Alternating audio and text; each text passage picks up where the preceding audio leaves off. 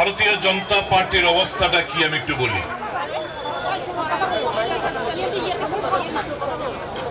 এখন জিবি হাসপাতালে আইসিইউতে ভর্তি আছে।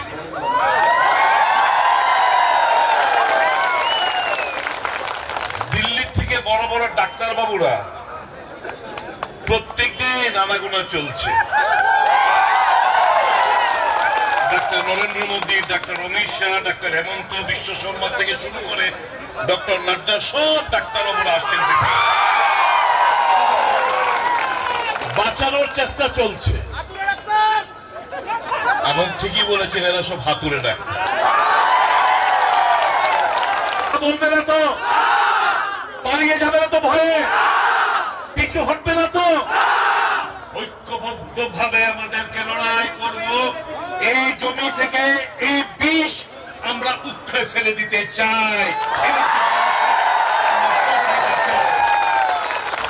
বিষাক্ত আবহাওয়া সারা দেশে বিষ ছড়াচ্ছে, ধর্মের নামে, জাতপাতের নামে, আঞ্চলিকতার নামে, ভাষার নামে। তারা মানুষের মধ্যে বিভাজন তৈরি করার চেষ্টা করছে। এটা হতে দেওয়া যায় না।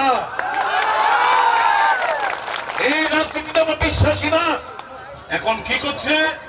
ইদানিং কালে বিজেপি দেখতে পাচ্ছি জাতি একটা অবিশ্বাসের প্রাচীর তৈরি করার জন্য তারা ষড়যন্ত্র করছে। দেখতে পাচ্ছেন তো আপনারা? জাতি এবং জনজাতিদের মধ্যে অবিশ্বাসের একটা প্রাচীর তৈরি করার জন্য বিজেপি সেই লাইনে হাঁটছে। হতে দেবেন না আপনারা। এদের কোনো কথায় কান দেবেন না। অর্থ নিয়ে ঘুরছে, অর্থ নিয়ে বাড়ি বাড়ি যাবে, অর্থ নেবেন, ছাড়বেন না। এটা আপনার হক। আপনারা কতদিন বঞ্চিত করে রেখেছে।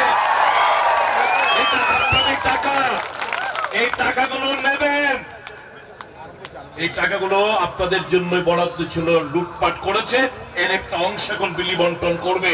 টাকাগুলো নেবেন, রাখবেন, আর গিয়ে ভোট দেবেন কোথায়?